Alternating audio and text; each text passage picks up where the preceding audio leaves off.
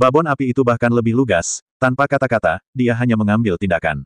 Avalokitesvara bersenjata 1000 yang berwajah baik hati berubah menjadi raksasa dengan mata marah dan penampilan seperti berlian. Cahaya Buddha yang mempengaruhi segala sesuatu juga telah berubah menjadi amukan yang mengikis tulang. Jika kamu ingin menjadi Buddha, kamu harus menjadi iblis terlebih dahulu.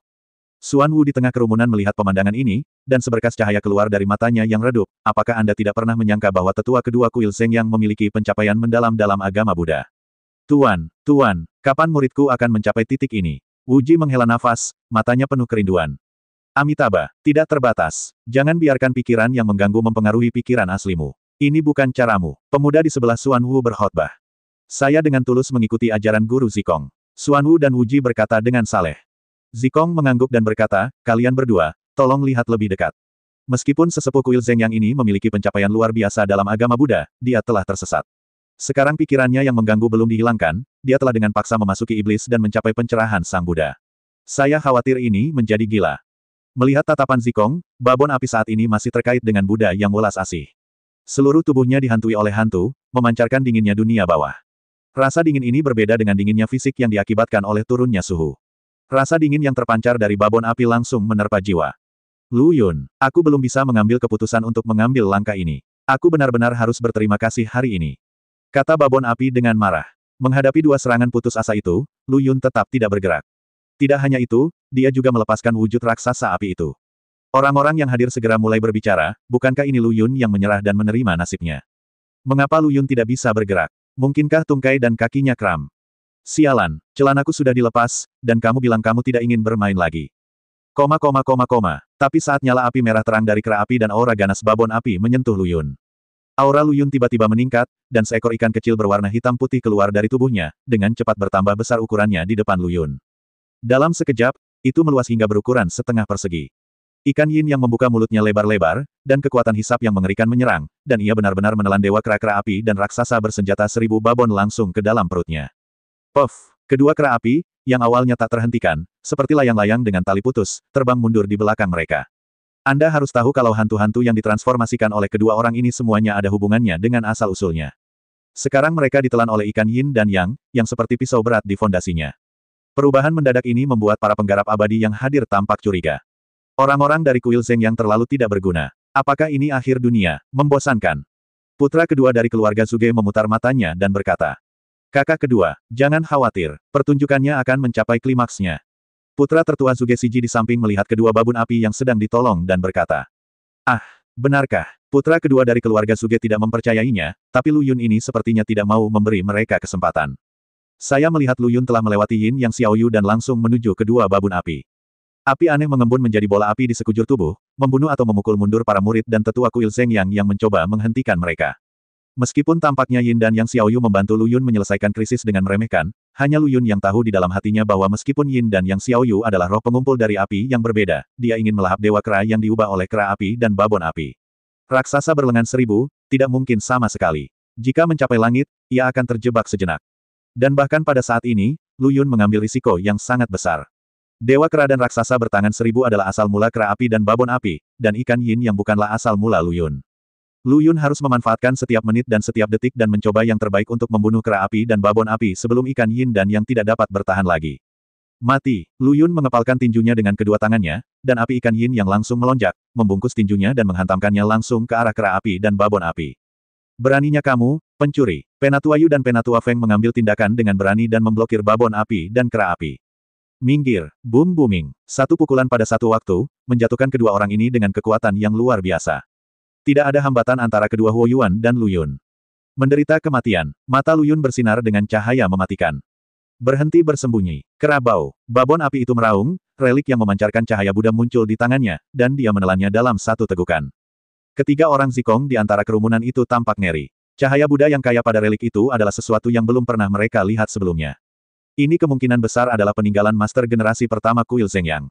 Kata Xuan Wu dengan mulut kering. Sungguh menyia-nyiakan sumber daya alam. Jika Anda memberi saya relik ini, itu pasti akan membantu saya meningkatkan pencapaian Buddhis saya ke tingkat yang belum pernah terjadi sebelumnya. Wuji menghela nafas. Amitabha, apa yang menjadi milikmu akan selalu menjadi milikmu, dan apa yang bukan milikmu tidak akan pernah menjadi milikmu.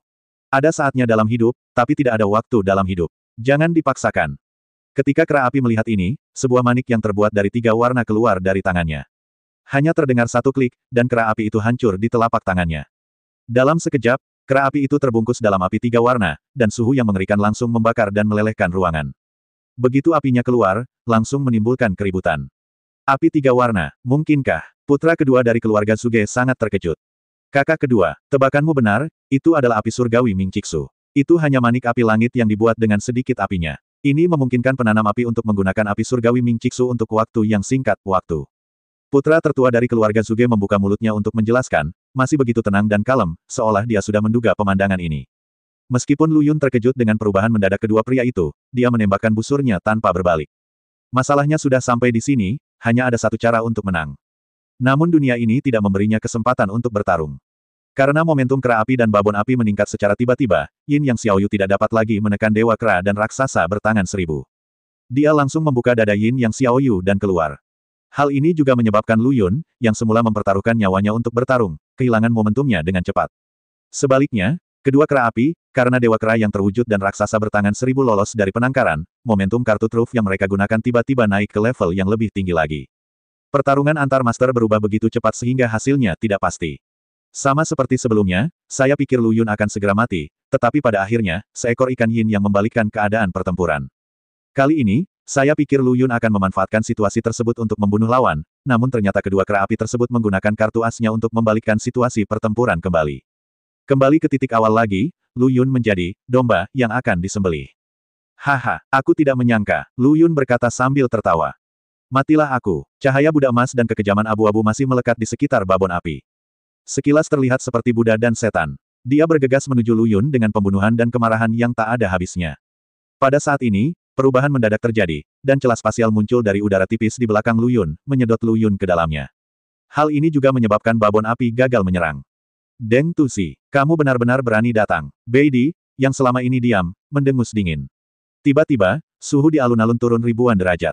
Apalagi di sekitar Beidi, suhunya sangat rendah hingga udara membeku. Kultivator yang lebih lemah langsung membeku menjadi patung es dan hancur berkeping-keping dengan suara yang tajam. Datanglah saat kamu mau, pergi saat kamu mau. Tetaplah bersamaku. Beidi tiba-tiba mengepalkan tinjunya dan mendengar suara klik datang dari tempat Lu Yun menghilang tadi. Ruang itu benar-benar runtuh, dan Lu Yun serta dua lelaki tua berambut abu-abu diusir secara paksa oleh celah di ruang itu. Kera api dan babon api yang paling dekat dengan Lu Yun dan yang lainnya tidak ragu sama sekali dan langsung mengambil tindakan. Lagi pula, kondisi mereka saat ini tidak bisa bertahan lama, dan semakin lama, semakin besar beban yang ditanggung tubuh mereka. Yang terbaik adalah mengakhiri pertempuran secepat mungkin. Deng Tuzi dan Xiao Yao Sanren dengan cepat menyesuaikan status mereka dan melindungi Lu Yun di belakang mereka. Menuju kera api dan babon api. Namun saat ini, dua sosok seputih salju yang terbentuk dari kepingan salju menghentikan Deng Tuzi dan Xiao Yao Sanren. Dua pahlawan musim dingin. Deng Tuzi terkejut, bukankah kalian berdua pertapa? Mengapa kalian ingin membantu Beidi, seorang pencuri? Deng Tuzi, kamu penjahat muda yang pertama mengajukan keluhan. Kamulah yang membantu para pelaku kejahatan. Kamu sebenarnya membantu tubuh dewa dan iblis. Apa niatmu dengan fisik yang begitu keji? Bai Xiong, salah satu dari dua pahlawan musim dingin, membalas. Pahlawan ganda musim dingin, jangan biarkan Beidi membutakanmu. Xiao Yao Sanren membujuknya dengan sungguh-sungguh. Kalian berdua orang tua yang membutakan matamu, kan? Leng Xiong, salah satu dari dua pahlawan musim dingin, berkata dengan nada menghina. Kera api dan babon api yang tidak terhalang membunuh Lu Yun, yang belum pulih dari serangan balasannya. Lu Yun menerima nasibnya. Kali ini, sosok jorok lainnya muncul dari area meja panjang. Dengan kecepatan kilat, Lu Yun diselamatkan. Kecepatannya sangat cepat bahkan kepingan salju yang melayang di langit tidak menyentuhnya sama sekali. Jika kamu ingin menyentuh Tuan Lu, aku harus bertanya pada kakekmu Gou Seng apakah dia setuju dulu. Tapi dia tidak merasa bahagia bahkan selama setengah detik. Dia dan Lu Yun membeku di udara. Kekuatan ini, mungkinkah? Gou Seng agak sulit dipercaya. Sesosok muncul di depannya dari udara tipis, dan ujung tajam berwarna hijau setinggi 3 kaki di tangannya menusuk tepat di antara alis Lu Yun di punggung Gou Seng. Gou Seng terkejut dan tidak berani berhenti sejenak. Dia mencoba yang terbaik untuk memutar tubuhnya dan memblokir pedang untuk Lu Yun. Zhang Qingfeng, kenapa kamu ada di sini? Pantas saja Gou Seng begitu terkejut, karena pria berbaju hijau di depannya yang memegang pedang hijau setinggi 3 kaki itu secara pribadi diakui oleh Bai Xiaosheng dari Suanyi Tavern sebagai pendekar pedang nomor 1 dalam 5.000 tahun terakhir. Ia bahkan menduduki atau bahkan memonopoli posisi nomor 1 di daftar pahlawan mabuk. Namun untuk beberapa alasan yang tidak diketahui, 500 tahun yang lalu, Zhang Qingfeng, yang menjadi pusat perhatian, menghilang dari pandangan publik. Tanpa diduga, Mereka bertemu lagi di pesta pernikahan Beidi. Bagaimana mungkin Gou Seng tidak terkejut dengan hal ini? Mengikuti perintah. Tersinggung. Karena itu, Zhang Qingfeng datang menyerang lagi dengan pedangnya. Gou Seng berteriak keras, pembuluh darah muncul di sekujur tubuhnya, dan dia dengan paksa menggerakkan tangannya, melemparkan Lu Yun seperti bola meriam. Melihat ini, Zhang Qingfeng benar-benar mengambil kembali pedang sepanjang 3 kaki yang ditusukkan, berdiri dengan tangan di belakang punggung, dan hanya menatap Gou Seng dengan tatapan kosong. Tidak ada niat mengejar Lu Yun sama sekali. Saya begitu mati rasa terhadap Gou Seng sehingga saya berpikir, mungkinkah Zhang Qingfeng melihat penampilannya yang tampan dan temperamennya yang unik dan tertarik padanya. Tampaknya merasakan sesuatu yang aneh pada Gou Seng, Zhang Qingfeng buru-buru menjelaskan, misi saya adalah menahan Anda. Mengenai hidup atau mati anak itu, saya tidak peduli. Gou Seng memandang Zhang Qingfeng dan secara tidak sengaja melirik kedua tuan muda dari keluarga Zuge yang sedang berbicara satu sama lain dan tidak tahu apa yang sedang mereka diskusikan. Jantungku berdetak kencang, dan dahiku langsung dipenuhi butiran keringat. Jika itu adalah keluarga Zuge, sangat mungkin bagi Zhang Qingfeng untuk tetap tidak disebutkan namanya, karena keluarga Zuge memiliki latar belakang dan kekuatan ini. Gou Seng memandang Lu Yun yang diusir olehnya, dan bergumam pada dirinya sendiri, "Nak Lu. Aku tidak bisa membantumu sampai sekarang. Selebihnya terserah padamu." Pada saat ini, tubuh Lu Yun jatuh dengan cepat ke bawah, dan tempat mendaratnya sudah dipenuhi oleh para pembudidaya abadi. Masing-masing seperti buaya yang kelaparan selama 3 hari 3 malam, menunggu potongan lemak Lu Yun jatuh. Meskipun keterkejutan dan ketakutan yang diberikan Lu Yun kepada mereka barusan masih terpatri jelas di benak mereka, hal itu tidak mempengaruhi keinginan mereka untuk menjilat Beidi sama sekali. Selain itu, jelas bagi semua orang bahwa Lu Yun sekarang hanyalah seekor ikan yang siap untuk disembelih. Bagaimana mungkin Lu Yun tidak mengetahui betapa berbahayanya situasinya? Namun, tubuhnya tidak bisa bergerak sama sekali sekarang, dan gejala sisa yang disebabkan oleh serangan balik ini terlalu besar. Meskipun Lu Yun sudah berusaha sekuat tenaga untuk menggerakkan tubuhnya, tidak ada tanggapan sama sekali. Selain sadar, tidak ada lagi yang bisa dilakukan. Ada kultivator abadi di bawah yang tidak tahan lagi dan mulai menyerang Lu Yun dengan cara jarak jauh. Mencoba membunuh Lu Yun terlebih dahulu dengan cara ini. Satu demi satu, kekuatan hukum terus membombardir tubuh Lu Yun. Jika tubuh fisiknya tidak diperkuat, tidak akan ada sampah yang tersisa. Melihat dia akan jatuh ke sarang serigala, Lu Yun menjadi semakin gila. Pindah, pindah, pindah. Tepat ketika tenggorokan Lu Yun masih berjarak 0,01 cm dari pisau bermata dua bercabang 3 di tangan seorang kultivator, aliran darah merah cerah dengan sedikit emas keluar dari tubuh Lu Yun. Dalam sekejap, Lu Yun, yang akan menghadapi serangan yang tak terhitung jumlahnya, terbungkus dalam kepompong darah emas dan merah.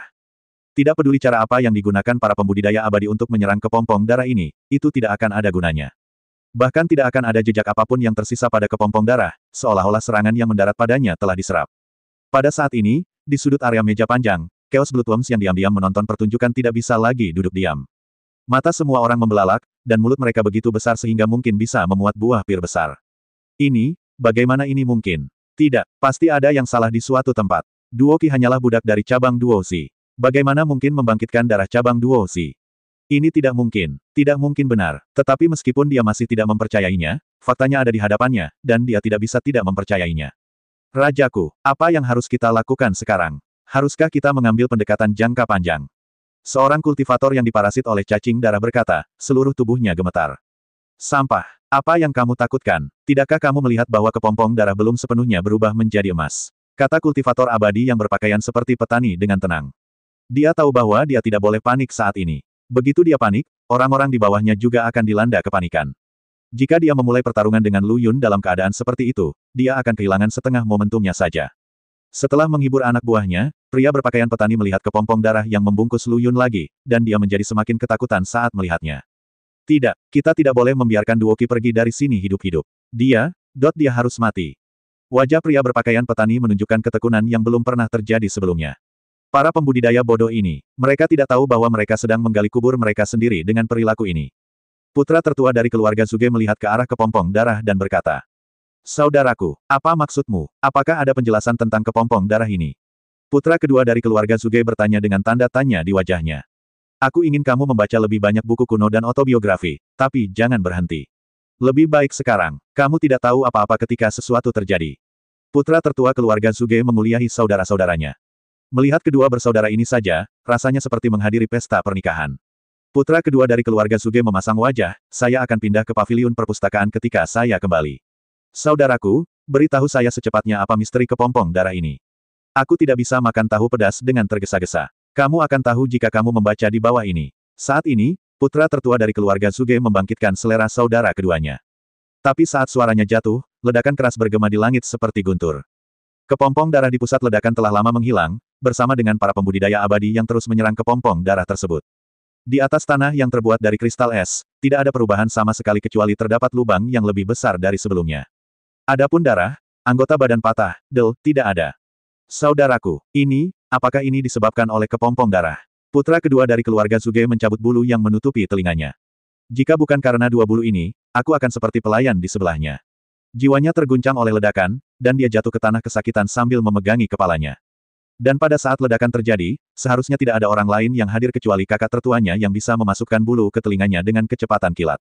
Saudaraku, apa yang sebenarnya terjadi? Keluarga Zuge menelan ludah dan bertanya dengan rasa takut yang masih ada.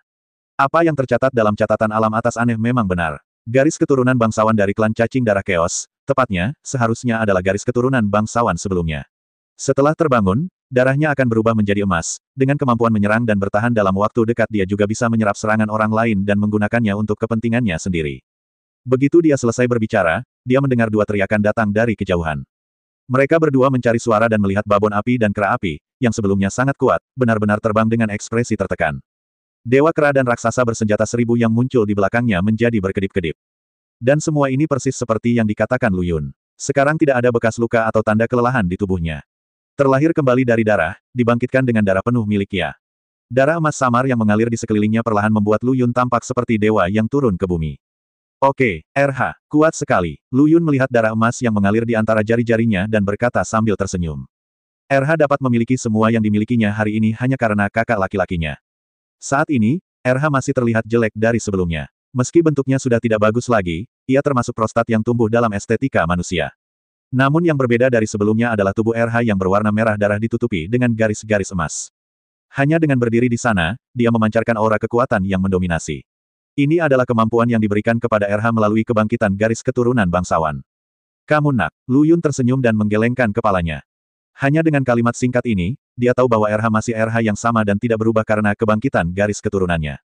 Belum lagi meremehkan mantan kakak tertuanya karena kebangkitan darah wajahnya. Saudaraku, RH benar-benar menyembunyikan sesuatu darimu. Setelah krisis ini selesai, RH akan menceritakan semuanya padamu. RH berkata dengan nada meminta maaf. RH, karena perkataanmu, tidak ada yang bisa menghentikan saudaramu hari ini. Lu Yun berkata dengan berani. Matanya mengamati medan perang. Deng Tuzi dan Xiao Yao Sanren bertarung sengit dengan dua pahlawan musim dingin, dan kedua belah pihak sama-sama kuat. Jika tidak ada intervensi eksternal, pemenang tidak akan ditentukan untuk jangka waktu tertentu. Di udara, Gou Sheng dan Zhang Qingfeng saling memandang, terlihat sangat tidak cocok dengan suasana kacau ini. Tanpa peringatan, Zhang Qingfeng menoleh dan menatap Lu Yun. Keduanya saling memandang. Pandangan sekilas ini saja membuat Lu Yun memahami satu hal, orang ini sangat kuat. Pencapaiannya dalam ilmu pedang lebih tinggi darinya. Jika mereka bertarung sendirian, babon api atau kera api akan dikalahkan dalam 3 gerakan. Namun, melihat sikap pihak lain, dia tidak mengungkapkan keinginan sedikit pun untuk bertarung, yang membuat Lu Yun menghela nafas lega.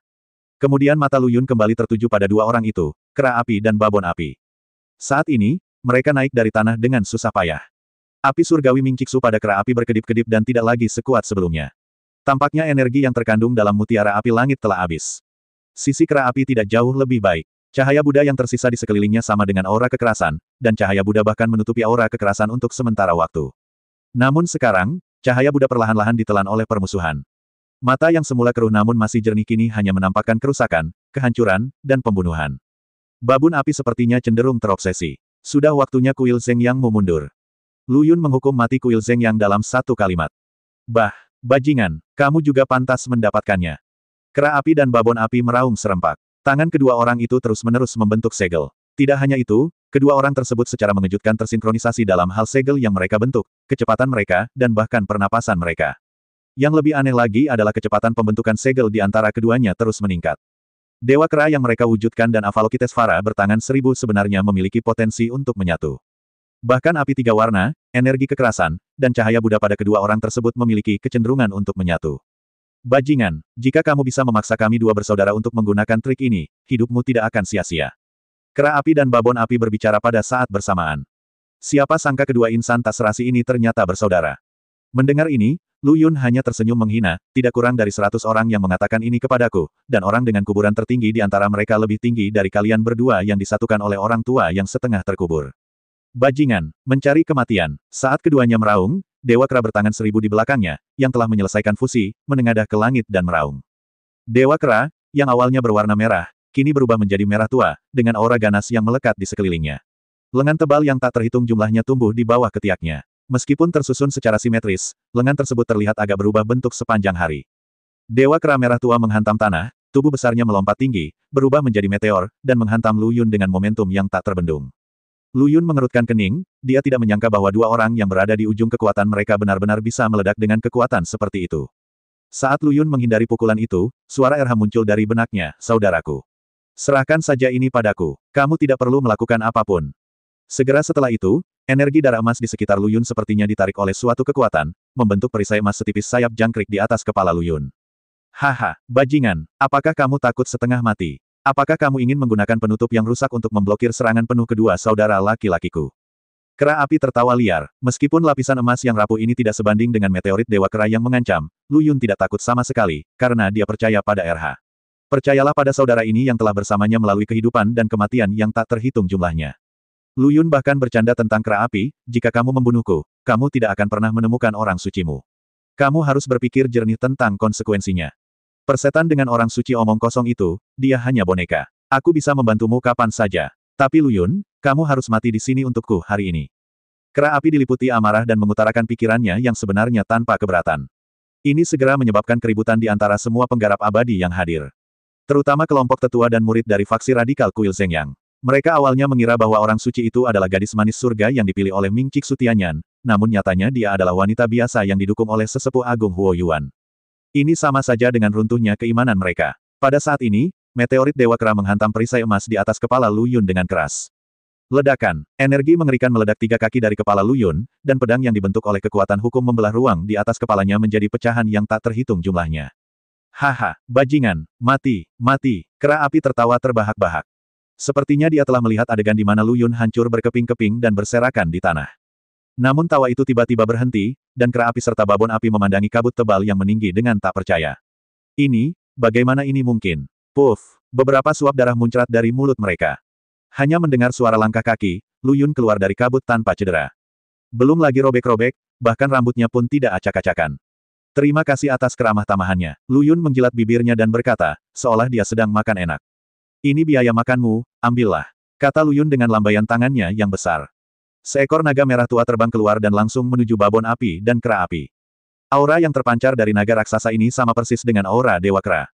Dan inilah hal yang menakutkan tentang RH sekarang, mampu mengubah serangan orang lain menjadi energi Lu Yun, dan kemudian mengembalikannya ke lawan secara penuh. Tema utamanya adalah orang yang memperlakukan orang lain dengan caranya sendiri. Tentu saja, gerakan ini bukannya tidak terkalahkan, serangan jiwa dewa tidak dapat diblokir. Selain itu, jumlah darah emas yang diserap terbatas. Setelah jumlah ini tercapai, penyerapan dan transformasi akan berhenti.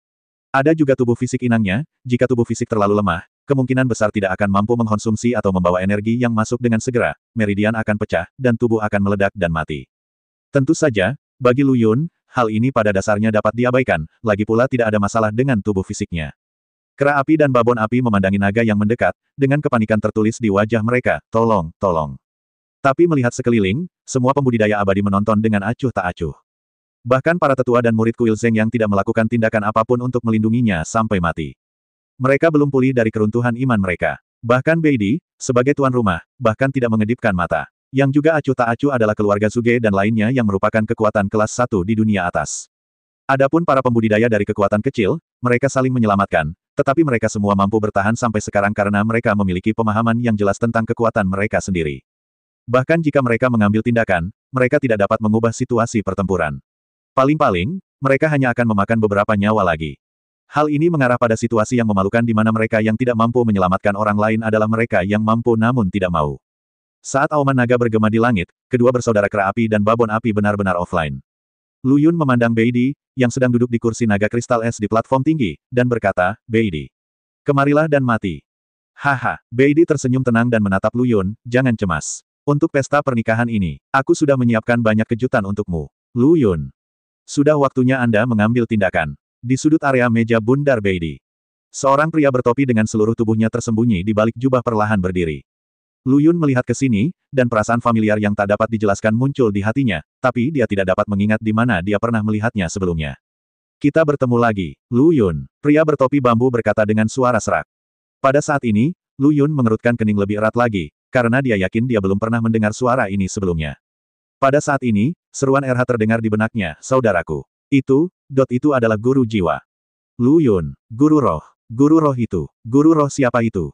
Lu Yun awalnya bingung, tapi sekarang RH mengatakan ini, dia langsung bingung. Tanah tersegel, penguasa spiritual dari suku spiritual. Kata-kata RH membuat kulit kepala Lu Yun langsung meledak. Apa? Tidak mungkin. Bukankah dia sudah dipukuli sampai menjadi abu olehku? Bagaimana dia bisa muncul di sini? Wajah Lu Yun penuh ketakutan, dan tubuhnya sedingin jatuh ke dalam gua es. Haha, sepertinya kamu sudah mengingatku. Pria bertopi bambu itu tertawa dan berkata, tahukah kamu sudah berapa lama aku menunggu momen ini? Lu Yun, berapa yang telah kubayar untuk bertemu denganmu lagi dan menghancurkanmu menjadi abu dengan tanganku sendiri? Guru jiwa, saya tidak peduli berapa harga yang Anda bayar. Anda pantas mendapatkan semuanya. Lu Yun mengumpulkan pikirannya dan berkata, saya bisa membunuh Anda sekali, saya bisa membunuh Anda untuk kedua kalinya. Ketiga kalinya. Benarkah? Kurasa tidak. Guru roh tiba-tiba membuka jubah yang menutupi tubuhnya. Warna langit dan bumi berubah seketika, dan awan gelap tiba-tiba menutupi alun-alun. Petir menyambar di mana-mana, dan sisa jiwa dari para penggarap abadi yang sebelumnya mati melayang di udara, seperti 100 hantu berjalan di malam hari. Mata RH membelalak, mungkinkah ini? RH, apa yang kamu katakan? Saudaraku, kita dalam masalah besar sekarang. RH menelan ludah dan berkata. Apa maksudnya? Tapi sebelum RH bisa menjawab, Lu Yun merasakan hawa dingin yang menusuk tulang dari telapak kakinya hingga ke langit. Dia tidak bisa menahan diri untuk tidak bergidik. Saat ini, dalam jangkauan penglihatan, masih ada sosok Master Roh, namun hanya hantu merah yang berubah menjadi hantu merah yang penuh dengan sisa jiwa.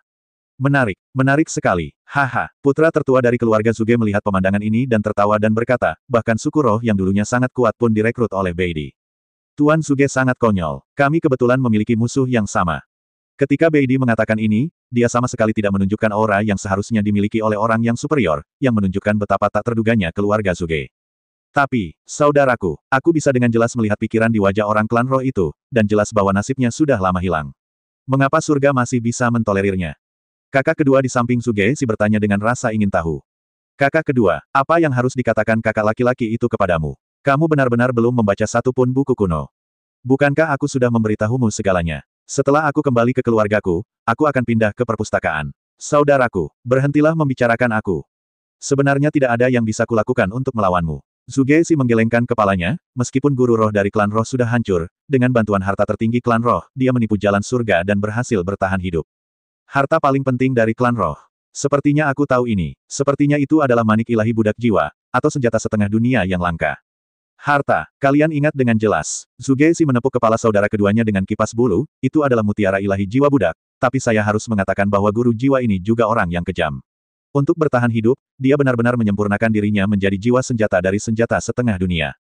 Pada saat ini, Lu Yun juga mengetahui situasi terkini dari guru roh melalui ilmu pengetahuan populer RH.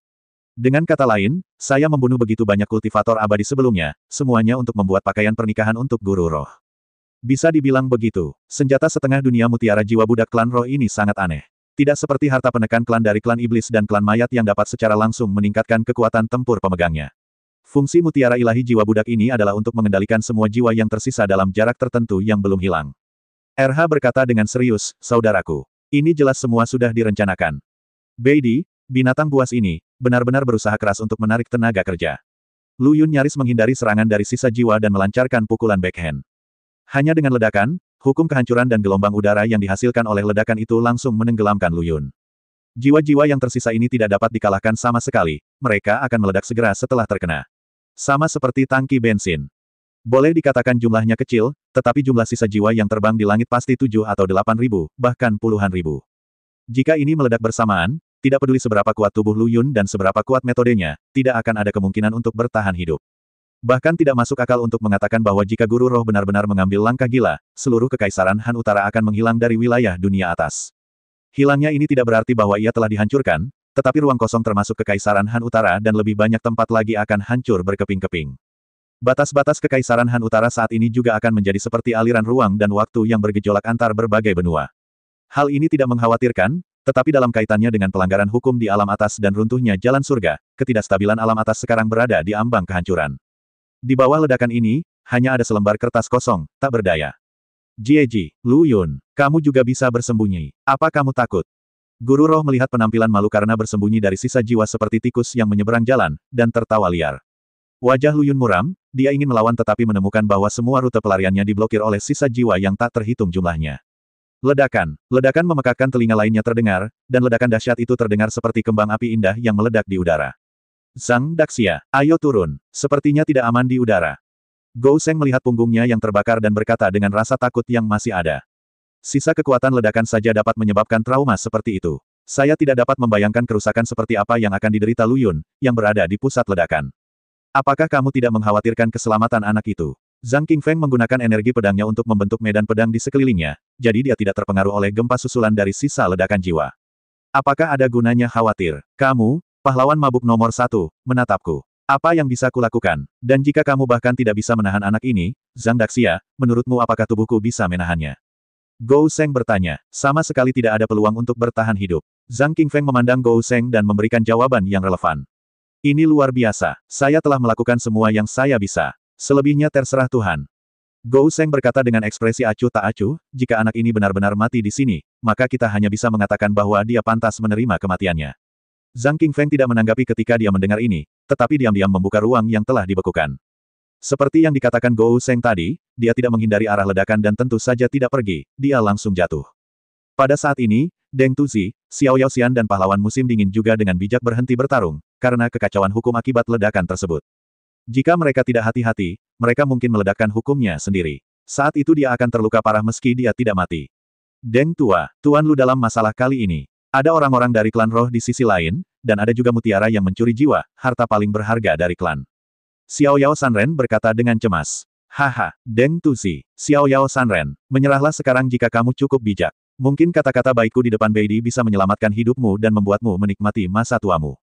Shiro, salah satu dari dua pahlawan musim dingin, berkata. Dasar kentut, aku sudah hidup puluhan ribu tahun, dan tidak ada kata menyerah dalam kamus. Xiao Yao Sanren menjawab begitu saja. Jangan khawatir, Lao Xiao, jika Tuan Lu bersendawa begitu saja, dia pasti sudah mati 800 kali sejak lama. Kata Deng Tuzi sambil memperhatikan dengan seksama kekacauan hukum yang perlahan mereda di udara. Aku tidak tahu kenapa, tapi dia hampir sepenuhnya percaya pada Luyun. Sisa kekuatan yang disebabkan oleh ledakan di sini terciprat, dan sosok Luyun muncul di depan semua orang, dengan rambut panjang tergerai, dan wajah tampan dan sedikit jahat penuh kesungguhan. Pakaian hitam ikonik di tubuhnya telah hilang, digantikan oleh baju besi hitam megah dengan ukiran binatang hidup di atasnya, seolah-olah akan terlepas dari baju besi itu di detik berikutnya. Jubah hitam yang dia kenakan bergemerisik tertiup angin. Itu adalah armor binatang paling berharga dari klan iblis. Raja iblis generasi pertama yang tidak berguna itu benar-benar mewariskan harta iblis itu kepada seorang bajingan. Konyol sekali. Guru jiwa berkata dengan nada menghina, bajingan Luyun. Tahukah kamu cara menggunakannya? Apakah kamu ingin aku mengajarimu cara menggunakan baju besi binatang paling berharga dari klan iblis ini? Haha,